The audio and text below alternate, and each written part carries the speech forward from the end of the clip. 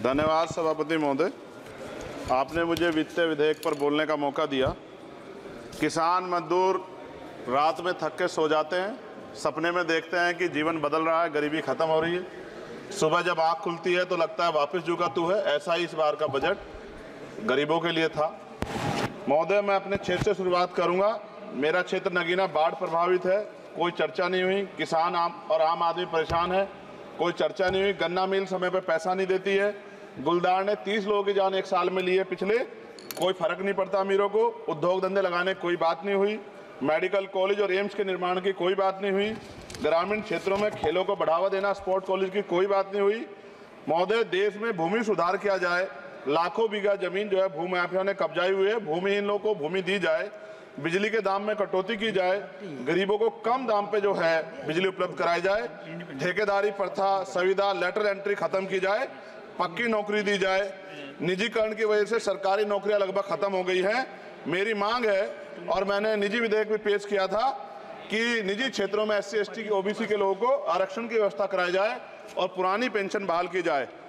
लोगों के पास एक तरफ सरकारी योजना चलाकर प्रधानमंत्री आवास योजना जो है उसके नाम पर मकान दिए जाने की बात होती है, वहीं दूसरी तरफ लखनऊ के अकबर नगर को तोड़ दिया जाता है। नवी मुंबई में के खार घर में What is his name? Patil. Patil is not Shankar. No, this is it a caste? उसकी जार This is caste man, Chandrasekhar. No, this Patil. Mike नहीं है सर, This one, बंद कर रहे हो सर? independent. This is independent. आ गया। धन्यवाद। हमारे लोग सर आर्थिक रूप से बड़े कमजोर हैं और 2 अप्रैल 2018 के मुकदमों के लिए कई बार सरकार से बात हुई, वापस नहीं हुई। उनको वापस कराया जाए। भीमा को वकीलों को बहुत पैसे लगते हैं सर। भीमा कोरे गांव में 3000 लोगों पे मुकदमे हुए थे महाराष्ट्र में, वो वापस नहीं हुए। पुणे में दीक्षा भूमि जो हमारा गौरव है, उसका वहाँ पार्किंग बना के उसको अपमानित किया जा रहा है, इसको बंद कराया जाए। पेट्रोल पंप के जो डीलर्स मार्जिन है वो 2017 से नहीं बढ़ा सर, इसका असर ग्राहकों पे पड़ता है। इसका असर जो है पेट्रोल पंप के नेटवर्क सुचारू रूप से चलाने पे पड़ता है। डीजल मार्जिन की बढ़ोतरी ना होने से हजारों कर्मचारी, लाखों कर्मचारी जो वहाँ काम करते हैं उनके जीवन पर असर पड़ रहा है। सहारा का में 10 करोड़ जमाकर्ता का लाखों करोड़ों रुपए जमा है। कंपनी बंद हो जाने के कारण 10 लाख से ज्यादा एजेंट बेरोजगार हो रहे हैं, नौकरी कहीं है नहीं।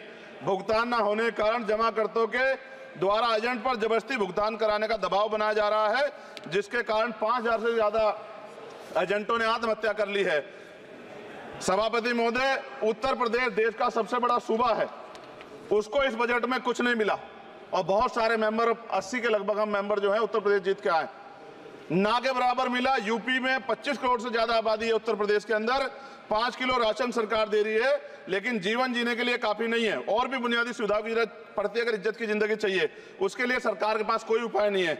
यूपी जब एक बड़ा राज्य है, लेकिन यूपी में भाजपा सरकार की विकास गति बहुत धीमी है। हमारी सरकार से, केंद्र की सरकार से मांग है, हमें यूपी की सरकार की चिंता नहीं है, लेकिन यूपी की जनता की चिंता है। मैं मांग करता हूं कि यूपी को 4 भागों में विभाजित किया जाए। डॉक्टर बाबा साहब अम्बेडकर ने कहा था 1995 में, उनकी बुक है थॉट्स ऑफ लिंग्विस्टिक स्टेट, किताब में कहा था राज्य जितना छोटा होगा राज्य की प्रगति उतनी होगी, जनता को रोजगार मिलेगा और जनता का जीवन संपन्न होगा। मोदी, एक बात मुझे आपसे कहनी है, आपने भी ये विषय उठाया था जब आप अपनी बात रख रहे थे, किया गया सुप्रीम कोर्ट के जरिए।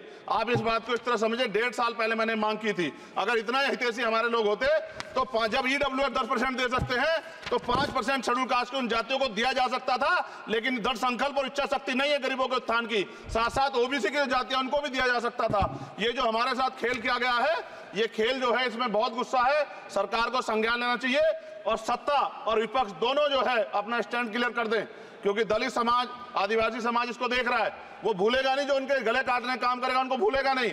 और साथ साथ एक जो मेरी पर्सनल है सर, अभी मैं सुबह से प्रयास कर रहा था कि विनेश के लिए बोलूं, जब उसको डिस्क्वालीफाई किया गया, विनेश या नहीं, लेकिन ऐसा लगा जैसे हमें चाकू घुसेड़ दिया गया। मेरे आज भी याद है उस प्रोटेस्ट में मैंने रातें काटी हैं और 4-4 गोली खाई मैंने।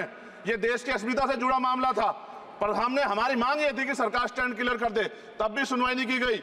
जब मंत्री बोलने आए तो हमने उनसे कहा कि हमें कुछ इंफॉर्मेशन चाहिए, उस पर बात नहीं हुई। सवाल ये है सर, 1 गोल्ड हमारे लिए आ रहा था और जब ये गोल्ड आता देश गौरवान्वित होता। और क्या व्यवस्था थी सर कि उसका वेट बढ़ गया, पता ही नहीं लगा सिस्टम के लोगों को। क्या बेवकूफी की गई है, ये सोचने का विषय है सर। ये बहुत महत्वपूर्ण देश की बेटी का मामला है। ये हरियाणा की बेटी नहीं है सर, वो एक जात की बेटी नहीं है, वो हमारी बहन है, देश की बेटी है। और आपने क्या किया हरियाणा के साथ? आपने हरियाणा का बजट कम किया, जबकि सबसे ज्यादा मेडल हरियाणा लेके आता है। ये गलत है सर, ये धोखा है।